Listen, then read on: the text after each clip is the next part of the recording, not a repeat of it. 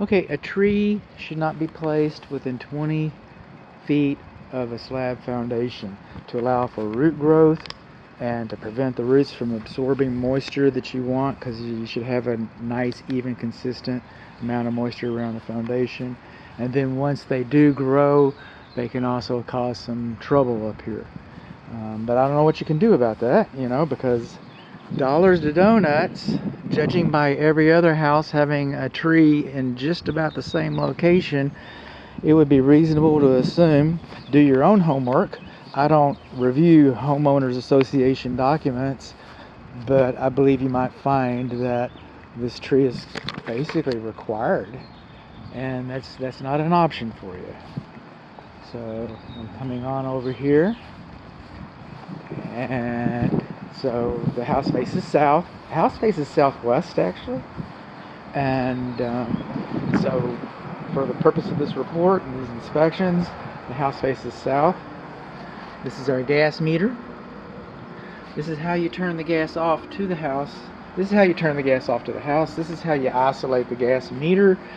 When you have plumbing like this, parallel is on, perpendicular is off.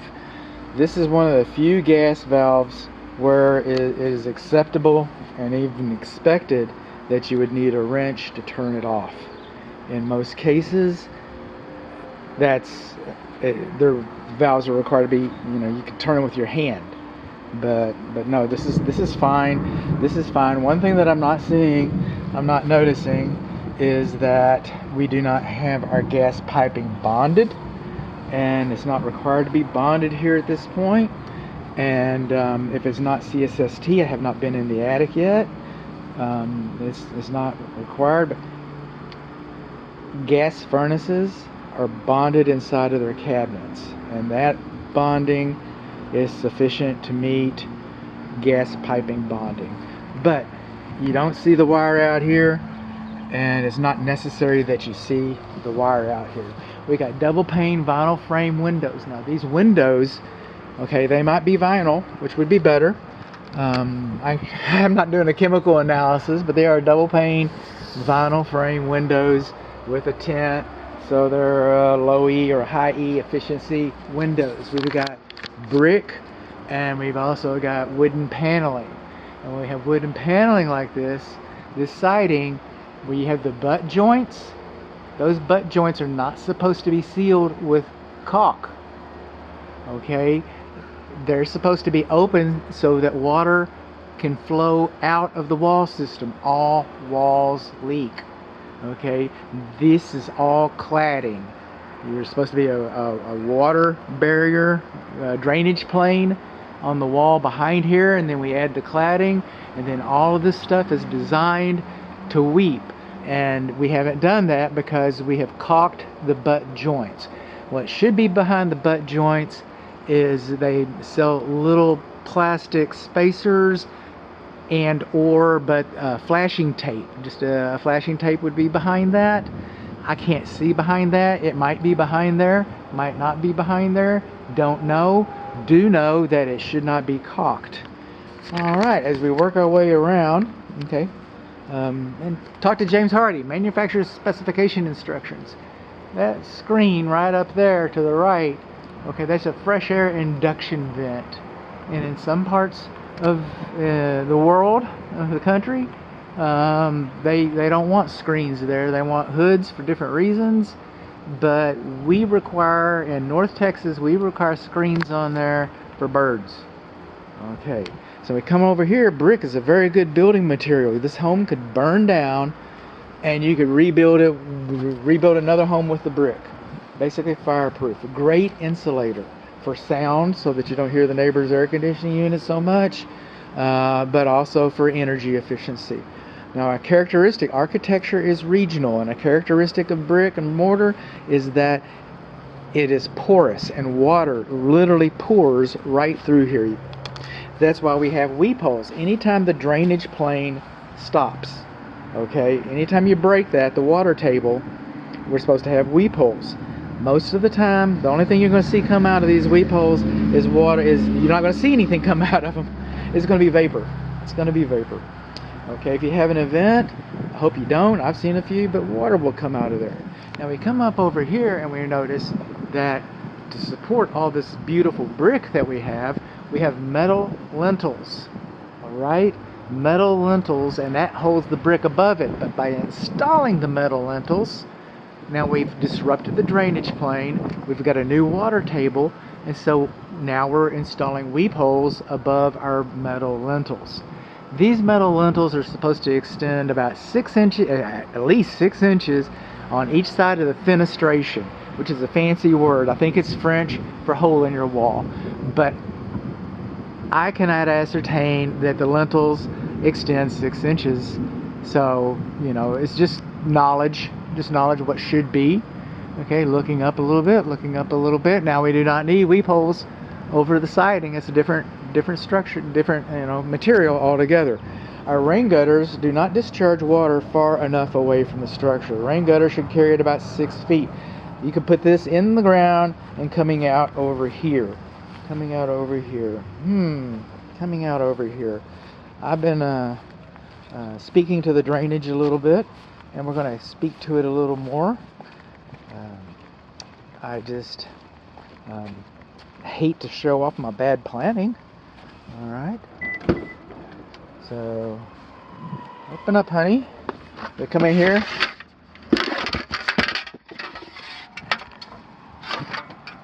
We get my whiskey stick, and I can use it as a pointer too, so that we can go around that way. So we come on over here. Now builders, they get grading, all right? You see the ground going away from the house real good. Okay, but sometimes they get a little confused about drainage. And drainage is not evaporation. All right? That's level. Okay? So if it doesn't dry within a couple days, it's because it evaporated or it got absorbed. So we should have positive drainage. We do not have positive drainage around this water bed on the southwest corner of the structure. I've got a whole video about wood and mulch, which is beyond what I'm doing because we're not doing a wood destroying insect report. Tree too close. I think that's how we started, right? Okay, so we're getting started for real now. We're coming along here. This design where the wall comes in here like that, that's called a dead valley design. There's different types of dead valley. It's not a real technical word, if you will. We like these kinds of things because it makes our houses look interesting. We don't want a boring house. So sometimes we have these dead valleys, these architectural details. But water comes down here, and more water than normal. Remember, brick is porous, and water comes down here, and all roofs leak, all walls leak. We don't know where it's going to leak. The odds are, you know, that is a how can I say, a susceptible point. There's nothing wrong with it. It was designed. I say nothing wrong with it. There's nothing incorrect with it. But it's a problematic area. It's, historically, that's where you get a lot of your leaks. You could get a leak in the big middle. You can get a leak anywhere. So we're back over here a little bit. This is our main sewer cleanouts. Okay, you got a double clean out right there. I'm going to kind of, because of the incumbent weather, I'm going to combine a few things. So here we've got our rain gutter. Our rain gutter butt edge should be an inch away from the cut stone there. Should be an inch away from it. And then we should have kick out flashing. There's kick out flashing right here to keep the water from coming over here, but we should have a second kick out flashing over there. I'm about to put a ladder up and see what I can see, because the kick out flashing comes in, directs the water into the rain gutter, which is an inch away from the wall, and it keeps the water from draining down the wall. Remember when I was talking about just a moment ago, I was talking about the lintels, and I didn't know if they extended 6 inches from the over the wall. Well, there's an example of the lintel extending like that. Rain gutters down here, rain gutters down here. We got a whole video about this marring on your driveway flat work. That's damage. That was damage caused mechanically. That's not a characteristic of the material. Coming on along, again, we don't know about our lentils. Coming along again, we do have a kick-out flashing right there. See that little kick-out flashing? That's pretty good. And that rain gutter, man, it may be an accident, you know, it might be serendipity, but there's a nice gap right there to keep the water from going down that. That's kind of nice. The garage is also the exterior. Crime Watch will tell you that your garage door is open, and that is a door into the interior. That's an exterior pedestrian door. So we're just going to come in here a little bit. We're going to have some better videos about some stuff because we're better video takers. I'm going to wrap around here. This is where the water meter is in the parkway. This is where your lawn sprinkler check valve is. That's where the main water shutoff valve is. And I'm just kind of filling you in on that. I'm going to repeat this whole section. I might not get over to the gas or to the drain, but I'll kind of repeat this. But I'm calling it out for the purpose of orientation. And we're moving on along because the house faces south. This is the garage. East exterior wall. This is the main load center. Okay, and emergency disconnect. These are our condensing units for the air conditioning system. And since I've been going too long, well, let me just go a little longer and just kind of break it up a little bit. These guys right here, their installation out here in the yard, so far so good. It's pretty much textbook. It's a textbook installation. They're fused properly because I was just over there. We got the right kind of refrigerant piping insulation. We're sealed inside of the boxes. We got anti-theft Schrader valve caps. We got all this information. This is a 3-ton. Number 1 is a 3-ton. Number 2 is a 2-ton. Like I said, they're fused properly. But a characteristic about these rascals, okay, these perfectly legal installation. But these units run on R410A. Okay, that refrigerant is no longer being manufactured in the United States. It's no longer being legally imported in the United States. These units are no longer being built. The parts inside of these units are no longer being built. As long as it's on the shelf, they can sell it. Okay, so I'm getting someplace. Hang with me because this is probably one of the more important parts of the video here. If the compressor goes out and there's a compressor on the shelf, they can replace it. If you run low on refrigerant, because you don't lose it, you don't use it, you lose it. But if you lose some refrigerant or you need your charge adjusted, right now you can buy it. But as the supplies dwindle, it's going to become more expensive. And it's going to be cost prohibitive. And there's going to come a time for anything, whether it's your car or your shoes, there's a time when you need to replace things. Now, Lennox offers a free extended warranty if this equipment's registered within 60 days, I believe. And I don't know when they start counting, but all your equipment, your fresh air induction vent, fan, your furnace, your evaporator coils and your condensing unit, all that needs to be sent to Lennox on some forms that the builder will be glad to fill out for you, and then you get a free extended warranty. Other than that, you're left with the builder's warranty. Okay, the builder's warranty usually just covers whatever the installer offers. Installers quite often don't offer warranties on anything but their work. So you might have like a 90-day regular warranty or whatever, but you don't have a 6-7 year extended warranty.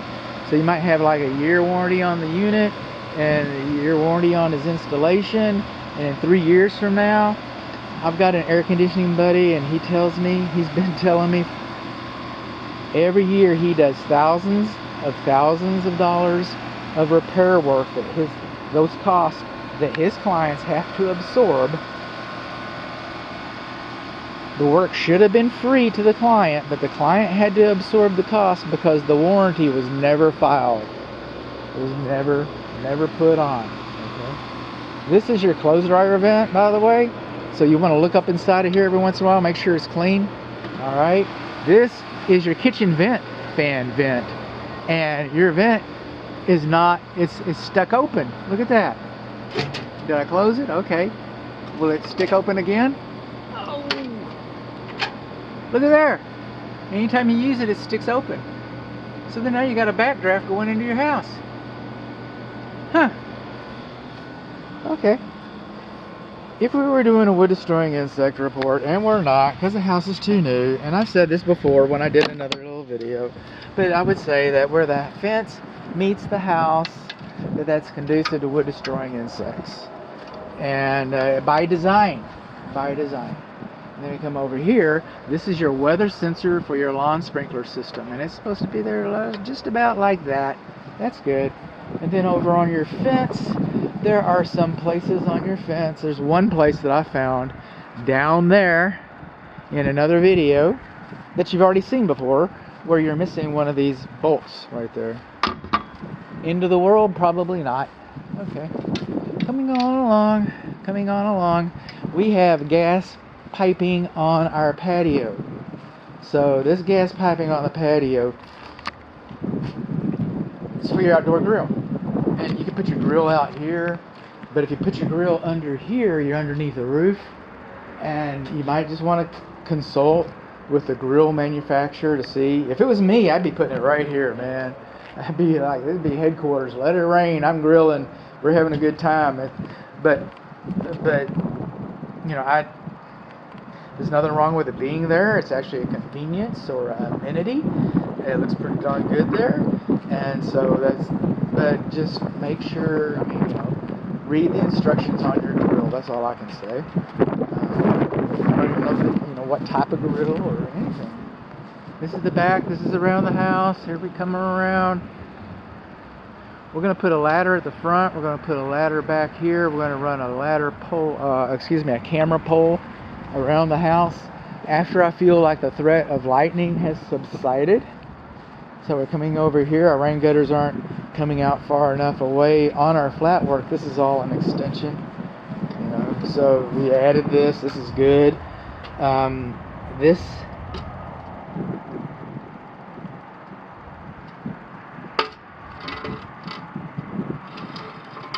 that paint or spalling? Looks more like paint to me. We got marring. You know, they just were really rough. You know, the concrete guy didn't get any respect, did he? So, coming on along here on the patio,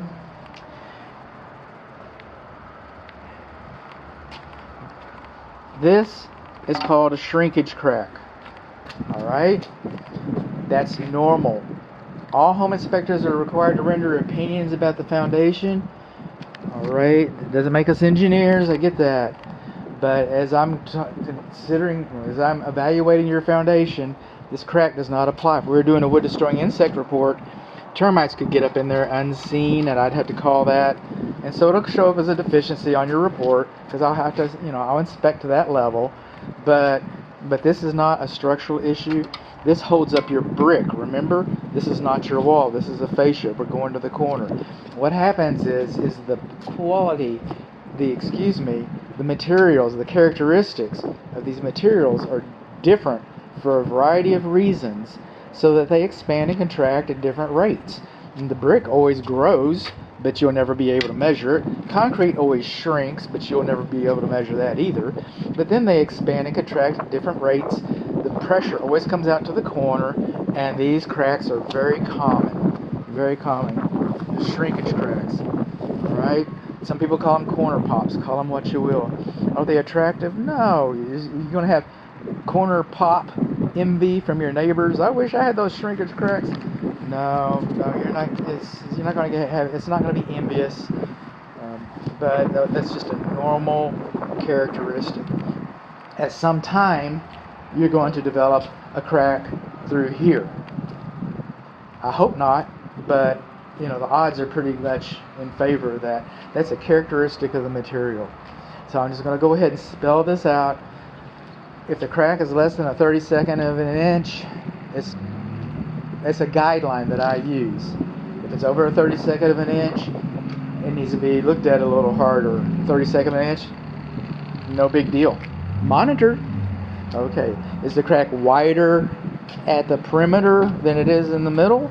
Then that's that's a consideration. You can have wide cracks in the middle from heaving, but as a general rule, if the crack is wider at the perimeter than it is in the middle, that's not usually considered an issue. But the most important one is, now this is a cold joint, okay? Is it in plane? Okay, if the crack is in plane, it's not more than a 32nd of an inch. Yeah, you should monitor. You should monitor everything. You should monitor the oil in your car. You should monitor. Take your pick. You should monitor your software. But that's not usually an issue. We've been having some rains here, and that's why it's kind of muddy here. All right. So, but this is our swale. I've got some issues with the swale right over there at that corner. Water's coming down from there. Like I said, we got this video going. Now, here's what's going to happen. Okay, what happens after I leave? Well, check's cleared, man. Level. It's not so much for a swale. I think this swale, since I'm already prescribing that swale be addressed, I think this swale can be improved. And a French drain can be installed if that's what's necessary. Because if this grass, if these roots, the roots in this grass dry rot, it will not germinate. And the National Association of Home Builders thinks that the grass should germinate and that you should have a healthy yard. That's not the code. That's not me. That's the National Association of Home Builders thinks that you should have a healthy yard. And if your grass isn't growing and you don't have a healthy yard, then that needs to be addressed. It's just the way it is out here in the West. Okay? Like again, most of this, every once in a while I have to rely on my, experience, but by far and large, all my experience comes from somebody else. It comes from the manufacturer's installation instructions. It comes from the code. It comes from the Texas Real Estate Commission. It comes from the American Society of Home Inspectors. I draw on a lot of resources trying to help my client get a decent house. Everybody wants a decent house. No, I don't want a decent house. Okay, I drove up and down this street. The other side of this wall was viewed from my car. It's beyond the scope of this inspection, but there's a retaining wall back here, and it looks like it's in pretty good shape. A retaining wall? Water goes downhill. I'm not a landscape architect, all right? But a drainage pipe to that retaining wall would be, instead of going like all the way around the house, that might be but I don't know how it all works. So that's for the big brains. Now this is kind of minor. And I say kind of minor because it's like almost non-existent.